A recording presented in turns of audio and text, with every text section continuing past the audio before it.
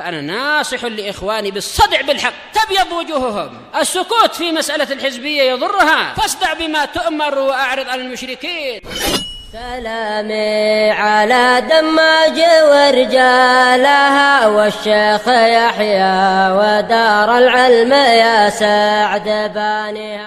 Alhamdulillahi Rabbil Alamin.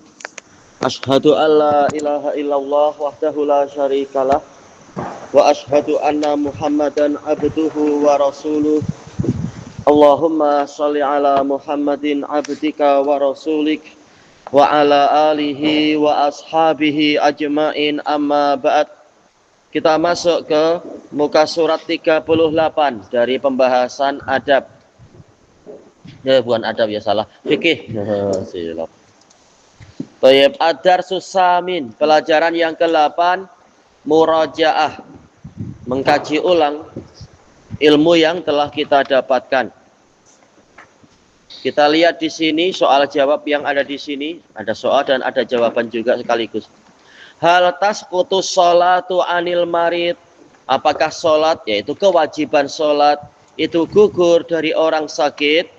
Kata beliau, yajibu alal marid, wajib atas orang yang sakit, ayu adiyas sholata hasba, menunaikan sholat sesuai, hasba yaitu sesuai, istita'atih, sesuai dengan kemampuannya. Ya Rabbullah. Yu'addi, menunaikan, melaksanakan. Ada yu'addi. Wala tasqutu anhu sholah, tidak gugur dari dia kewajiban sholat, madama aqluhu baqiyan, selama akalnya itu masih kekal, masih ada, ya masih tersisa, selama masih berakal. Adapun kalau akal sedang hilang, mungkin karena tidur atau karena pingsan atau sakit yang sampai menyebabkan akal jadi hilang saking demamnya misalkan, maka dia dimaafkan untuk tidak sholat, namanya akal sedang tidak ada. Baik.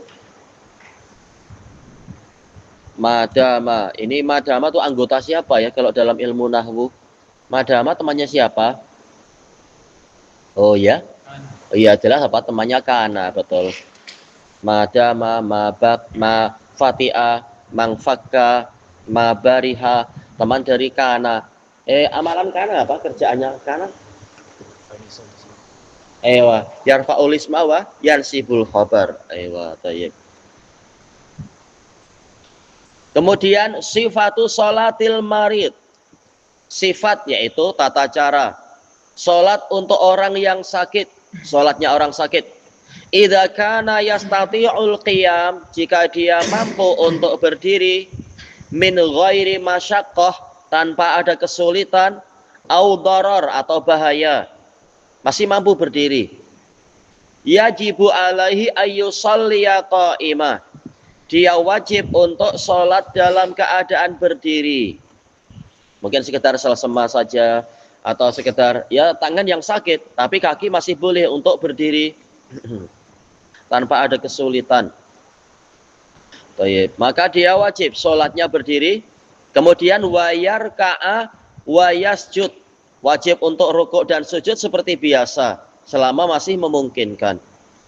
Wa idza kana yatadarrar, yatadarrar yaitu terkena bahaya, yastati mampu. Wa idza fa idza kana yatadarraru birruku'i awis sujud, jika dia tertimpa bahaya, jika dia ruku dengan sebab ruku atau sujud, mungkin terkait dengan apa ya, darah tinggi, tekanan darah terlalu tinggi. Kalau ruku sujud mungkin kepala jadi apa ya? Oh, apa berdenyut gitu mungkin ya, denyut yang membahayakan, maka diringankan. Perintah untuk dia diringankan. Caranya bagaimana? Au ma'a birruku', au ma'a yaitu mengisyaratkan. Mungkin apa, badan agak condong ke depan sedikit. Baik, isyarat dengan badan.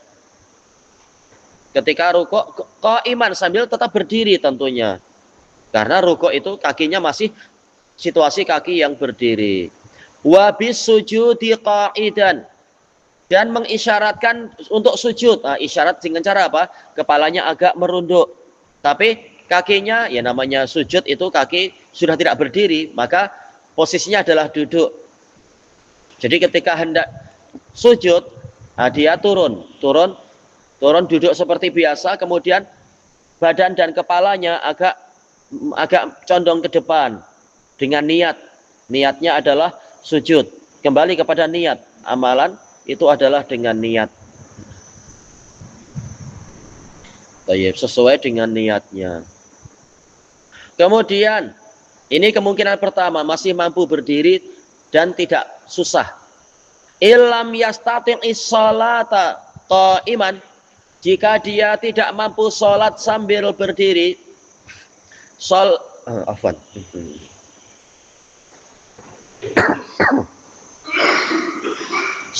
qa'idan, dia boleh sholat sambil duduk mutarabbi'an. Mutarabbi' yaitu apa? Duduk bersila. Kenapa bukan duduk iftirash atau tawarruk? Biasanya iftirash atau tawarruk agak susah untuk orang yang sakit. Tergantung situasi sakitnya. Lihat situasi sakitnya macam mana. Biasanya kalau bersila itu yang lebih stabil ya. Ke kanan kiri pun tidaklah berat dan sakit. Maka boleh duduk sambil, yaitu sholatnya duduk dengan posisi yang mutarabbi', yaitu bersila. Seperti yang pernah dicontohkan oleh Nabi Shallallahu Alaihi Wasallam ketika sudah sangat tua dan lemah badan beliau, maka beliau sholat malamnya itu dengan bersila duduknya. Kemudian wa yumi'u birruku', yumi yaitu mengisyaratkan dengan ruku'. Nah, rukuknya sambil duduk tadi karena tak mampu berdiri, dia agak condong ke depan. Wa yasjudu 'alal ard in tayassar. Tetap bersujudnya yaitu menempelkan kening ke tanah, menempelkan dahi ke tanah jika itu dimudahkan. Kalau mudah, kalau menambah sakit karena tergantung situasi sakitnya macam mana. Wa illa yaitu jika tidak mampu, illa jangan diartikan kecuali ya, ini in dengan la. Jika dia tidak mampu untuk sujud ke tanah, yaitu menempelkan kening ke tanah, au ma'abis sujud, hendaknya dia mengisyaratkan dengan sujud, yaitu badan agak condong lebih ke depan lagi dibandingkan rukuk. Diusahakan agar rukuk sujud lebih rendah daripada rukuk. Nah, disebutkan di sini wa yakunu dohirnya tak ada apa nasab kan, wa yakunu akhfadha minar rukuk, badannya itu lebih rendah daripada keadaan rukuk. Badan ketika sujud lebih rendah daripada ketika rukuk. Ini sedang sakit, jadi semampunya. Berikutnya, illam yastati'is shalah qa'idan, jika dia tidak mampu sholat sambil duduk, sudah penyakitnya sudah lebih parah lagi misalkan, maka sholat ala jambih, hendaknya dia sholat ke salah satu dari sisi badan dia, yaitu mungkin kalau mampu ke arah kanan bagus, kalau kanan lebih sakit tak mengapa untuk ke arah kiri, namanya kesulitan. Lihat apa yang dimudahkan, yang penting tetap sholat. Baik. Sampai di sini yang disebutkan di dalam hadis Imran bin Husain yang diriwayatkan Imam Bukhari itu ya, telah kita lewati hadis di kitab ini. Bagaimana kalau menghadap ke kanan atau ke kiri pun sudah tidak mampu, sudah sakit sekali badannya? Maka disebutkan di sini illam yastati'is sholata ala jambih, jika dia tidak mampu sholat ke salah satu sisi badannya, sholat mustalqiyan ala dhuhrih, hendaknya dia sholat terlentang di atas tulang belakangnya. Mungkin orang sedang kena sakit gout yang sangat parah, badan gerak sedikit aja sudah sakit. Bahkan jangankan badan gerak sedikit ya, ada orang datang duduk di tilam kita istilahnya, kita pun akan merasa sakit rasanya. Ya sudah, ambil posisi seperti biasa, tak perlu susah payah. Nah, sholat dengan isyarat-isyarat sambil lidahnya mengucapkan apa yang wajib diucapkan. Tayyib. Wa rijlahu ilal qiblah.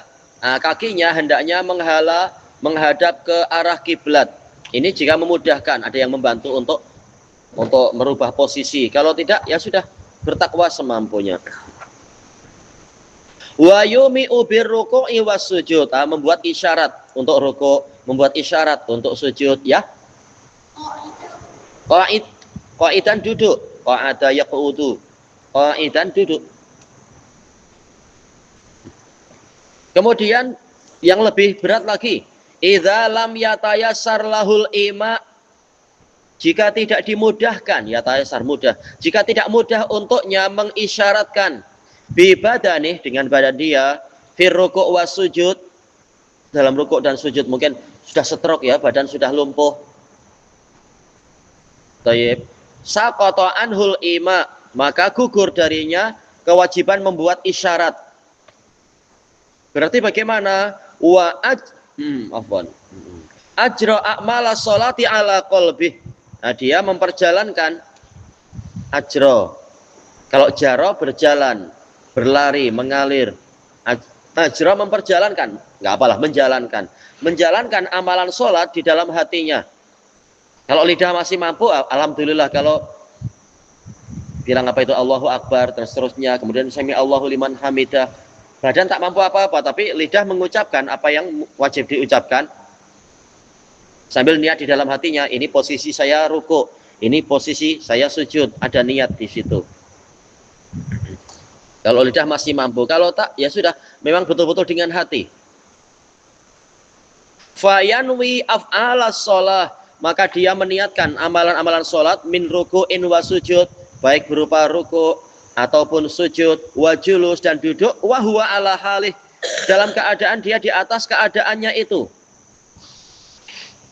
Alhamdulillah ya, kita dapat nikmat, kita tak sampai mengalami situasi itu. Kasihan orang yang sakitnya parah, dia tahu kalau tidak ibadah nanti, entah nanti di menghadap Allah pahalanya macam mana, dosanya macam mana. Masih berusaha sholat walaupun hanya dengan hati. Kita alhamdulillah masih sehat, masih boleh lompat-lompat parkur, masih boleh berenang. Maka hendaknya sholatnya dikerjakan sebagus-bagusnya. Wa ya'ti bi adkariha, mendatangkan zikirnya di dalam hatinya, berzikir. Lidah sudah tak mampu, alhamdulillah kita masih mampu, wallahul musta'an. Baik, sekarang masuk berikutnya, ad-darsu tasid, pelajaran ke-9 murajaah, ya, mengkaji ulang untuk bab yang sebelumnya itu terkait dengan safar. Ma makna safar? Apa makna safar? Huwa mufaraqatu mahillil iqamah. Boleh mahil, boleh mahal, tak masalah. Yaitu berpisah dari tempat tinggal. Ini asal maknanya, tapi kalau dalam syariatnya yaitu fi masafatin ba'idah, di tempat yang jauh. Bukan sekedar berpisah dari sini ke Sungai Bukit Jernih situ, wah itu bukan safar. Memang berpisah, rumahnya di sini, pergi ke situ, tapi dekat sangat. Makanya perlu ditambahkan apa? Fi masafatin ba'idah, di jarak yang jauh. Cuma jarak yang jauh itu berapa, Bang? Nah, ini diperselisihkan di kalangan ulama, karena Nabi tidak membuat batasan. Tapi lihat, untuk masing-masing wilayah, masing-masing masyarakat di daerah situ, biasanya dikatakan jauh itu kalau seperti apa? Kembali ke situ. Kembali ke kebiasaan. Dan disitulah Allah menguji apakah kita memang sengaja-sengaja ingin membuat sholat jadi seperti sholatnya orang yang malas padahal jarak tak jauh, ataukah memang sudah berusaha, oh ini jauh, ini jelas susah sangat, saya ikutnya adalah ikut situasi safar, diuji, dicabar. Karena ini murajaah, sebenarnya apa? Di sebelum-sebelumnya sudah tertulis semua. Tapi apa? Kita tambahkan. Kenapa safar dikatakan safar secara bahasa? Safaro. Arti safaro maknanya adalah apa? Kasyafa, menyingkapkan. Makanya wanita yang menampakkan wajah dipanggil apa? Dipanggil safiroh. yaitu menampakkan wajah. Safirah, sufur, menampakkan wajah. Asal dari safar itu adalah apa? Al-kasyaf, yaitu menyingkapkan. Kenapa perjalanan yang jauh dikatakan safar? Orang Arab mengatakan karena yasfiru ahwalar rijal, akan menyingkapkan keadaan orang-orang. Mungkin kalau di kampungnya dia nampak hero, nampak pemberani, nampak jagoan. Tapi ketika pergi jauh baru ketahuan, oh penakut ternyata dia itu, misalkan. Atau di kampungnya nampak dia orang yang dermawan. Ketika pergi jauh ketahuan, oh ini jenis kedekut, misalkan. Kalau di kampung nampak orangnya setia. Ketika sudah pergi jauh di tempat yang susah, baru ketahuan, oh ini pengkhianat. Hanya cari senang sendiri, cari selamat sendiri, temannya akan dikorbankan, misalkan. Nah, itu orang Arab mengatakan perjalanan yang jauh dikatakan safar, karena menyingkapkan hakikat seseorang. Oh, iya. Ini sekitar tambahan saja ya. Makanya kalau sekitar pergi dekat-dekat situ belum dikatakan safar, karena orang masih belum nampak keaslian dia. Akan nampak ketika sudah jalan jauh, sudah sangat susah, dalam situasi susah ketahuan. Jenis pemberani atau penakut, jenis dermawan atau kedekut, jenis apa istilahnya ya? Macam itu. Jenis setia atau jenis berkhianat, ketahuan setelah pergi sangat jauh, ketahuan. Makanya safar itu Nabi mengatakan apa? Qita'atun minal azab. Hadis muttafaqun alaih dari Abi Hurairah. Safar adalah potongan dari siksaan. Kalau dekat situ belum tersiksa, kalau pergi jauh baru mulai kurang ini, kurang itu. Nabi mengatakan apa itu? Yamna'u ahadakum ta'amahu wa syarabahu wa naumah, akan menghalangi salah seorang dari kalian dari makannya, minumnya, dan tidurnya. Itu terutama di masa lampau ya. Safar harus naik unta, tidur susah, nanti jatuh kalau tak hati-hati. Kalau wanita enak, di atas unta ada itunya. Apa istilahnya itu ya? Ada macam dibuat kayak bilik gitu dari kayu. Wanita lebih terlindung dan lebih senang. Nah, laki-laki ya biasa, namanya laki-laki. Menghalangi makan, menghalangi minum yang sedap-sedap. Kalau di rumah sedap boleh jadi. Kalau safar serba kurang. Ini zaman dulu. Zaman sekarang mungkin ya Allah sudah kasih banyak kemudahan orang zaman sekarang. Dan tidur pun terganggu kalau safar. Kemudian Nabi mengatakan apa? Fa idza qada ahadukum nahmatahu falyarji ila ahli. Jika salah seorang dari kalian sudah menyelesaikan keperluannya, sudah pergi jauh, sudah selesai, maka kembali ke keluarganya. Kasihan yang ditinggal pun kasihan kalau ditinggal lama-lama. Sekarang mahiyas shalawatul lati yushra'u fihal qasr. Apa saja sholat yang disyariatkan di dalamnya itu qasar, yaitu meringkas, diringkas sholatnya. Wa shalawatul lati la yushra'u fihal qasr, dan sholat yang tidak disyariatkan di situ meringkas sholat. As-shalawatul lati yushra'u fihil qasr, sholat yang disyariatkan di situ qasar, dalam situasi safar itu qasar, diringkas. Sholatul zuhri wal asri wal isya, zuhur, asar, dan isya. Masalah sholat ada 5, tetapi yang diringkas lebih banyak ya, 3. Yang tidak diringkas cuma 2. Menunjukkan memang Allah Maha Baik, syariatnya itu dibuat keringanan-keringanan yang banyak.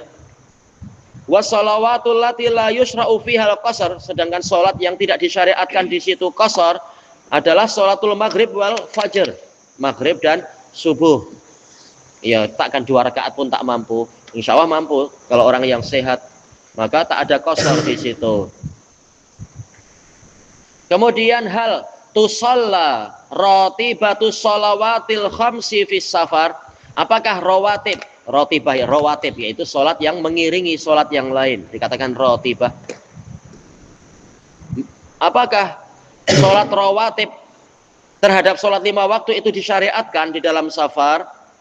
Rotibatus sholawatil khams, sholat rawatib yang 5 terhadap sholat yang 5 maksudnya, la tusalla fis safar, tidak dikerjakan di waktu safar, illa rotibatal fajr, kecuali 2 rakaat fajar. Boleh rotibata, boleh rotibatu, tak masalah. Kenapa demikian? Nah, Allah yang lebih tahu. Nabi memberi praktek macam itu. Yang lain-lain ditinggal, tapi untuk yang subuh, saking utamanya, saking tingginya, Nabi tak pernah meninggalkan, walaupun safar. Menunjukkan ada rahasia yang sangat hebat di dalam 2 rakaat fajar itu. Selain qobliyah subuh, apa sholat yang Nabi lakukan walaupun safar, walaupun di atas kendaraan? Bukan yang sholat wajib ya. Sholat apa yang Nabi tidak meninggalkannya? Malam. Iya, sholat malam. Tak pernah ditinggalkan oleh Nabi walaupun safar, walaupun di atas kendaraan. Seperti di dalam hadis Ibni Umar itu. Dan apalagi, ada lagi nggak selain sholat malam, tentunya dibuat ringan-ringan ya. Dan sholat qobliyah subuh, Nabi sholat apa yang mustahab-mustahab? Ya, duha, sebagian ulama mengatakan ya duha. Demikian pula apa? Ya, witir malam, masuk dalam istilah malam. Ada lagi tak? Yaitu yang apa? Mutlaqah. Disebutkan dalam hadis Ibni Umar, sepanjang perjalanan Nabi sholat saja ketika tak ada keperluan yang lain. Sholat mutlaqah, yaitu sholat yang tak ada sebab apa-apa ya. Nabi suka sholat memang. Dijadikan ketentraman hati beliau di dalam sholat.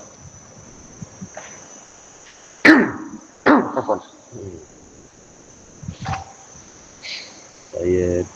Yang berikutnya besok ya, insyaallah. Wallahu a'lam.